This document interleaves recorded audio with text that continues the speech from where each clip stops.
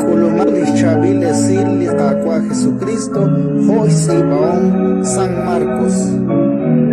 Tohonaklak Pedro Kiokchis llevan. ¿Qué retal? La usja canap tishkunik uchat katake. Kichaqokte Jesús utkishki. Redik chikian din quiere. Mahun li axkanap rochoch ritzi.